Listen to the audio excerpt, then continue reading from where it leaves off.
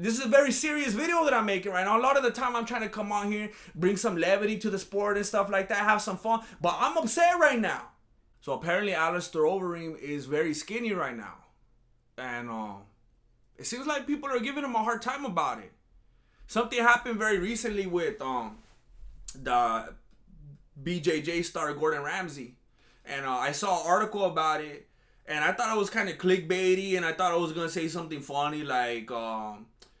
this dude, stopped, he fell off his cycle, or he got busted for steroids, or he forgot how to work out, or he lost his gym membership, card key or something like that. I don't know what I was expecting, to be honest with you. And then I clicked on it, and I was like, oh snap, this dude's actually sick, like there's something wrong with him. And then suddenly it wasn't funny. Like, I didn't think it was funny.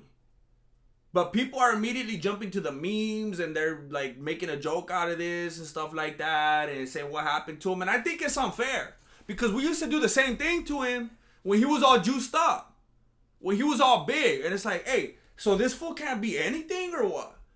And it's not like, some of you, I could already hear you like, well, there could be some kind of in between. Like, first of all, what makes you think that you're the arbiter of what that fool's body should look like? You're the one that's sitting over there on your couch deciding. I think he should be somewhere in between. Like, that's not for you to say anyway.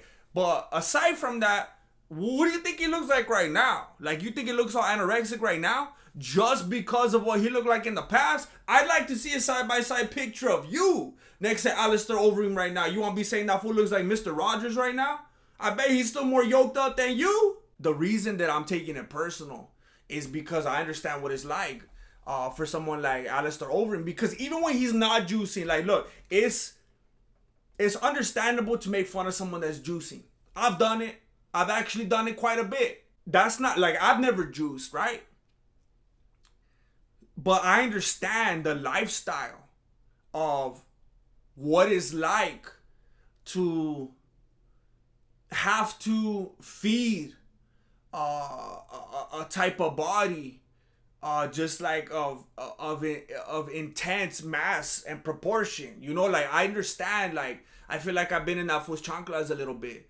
Even if, cause like, we don't know if and when he's off the juice. Like, we could assume based on what it looks like, and then he got banned, like he can't even fight for a year because he did it. But I'm saying, aside from juicing, you got these natural people on bodybuilding competitions and stuff like that, get tested all the time, and they're huge still. Because, like, it's like, you don't understand how exhausting it is. You don't understand, like, how someone like Overeem and myself, like, how much we have to eat, like, how tiring it is just to, like, you spend, like, the majority of your day just eating just to keep this kind of mass, like, just to stay thick. And it's, like, exhausting. That's why a lot of fighters, they go up in weight classes, they go down in weight classes, they do.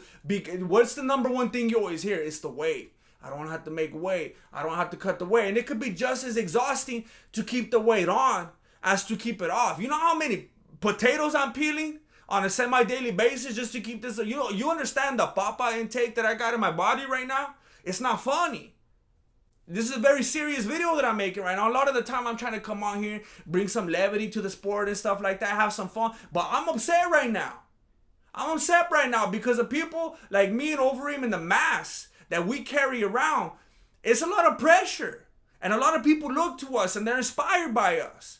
And then all of a sudden, maybe we get tired of it.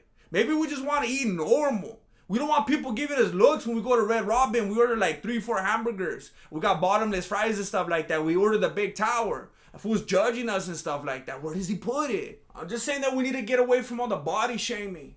You know what I'm saying? Like Israel Adesanya's gyno. Or John Anik's funky shaped head like an alien. Or Ariel Hawani's nose.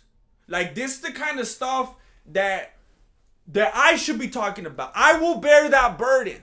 Alright? I will make videos based around gyno gay. I told you before the sacrifices that I've made. I've had family members come into my dojo and they see me intensely working on a visual of another man's gyno. And there's been questions asked. Some of which I didn't know how to answer. Some of which I didn't want to answer. But I want to let you know that that's my cross to bear. That's my burden. That's my path. That's the path that I've chosen. And I will do that for the community. I will point. And I will laugh.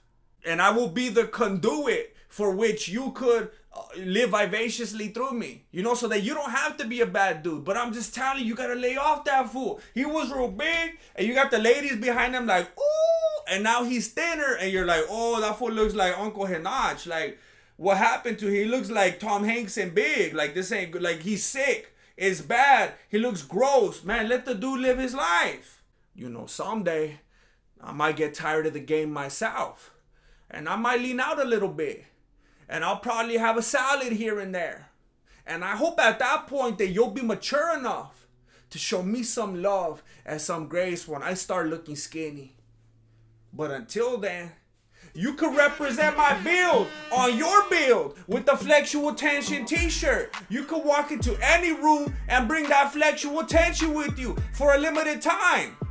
Or as long as I have the thing posted, which is, I'm gonna have it up forever. Get one.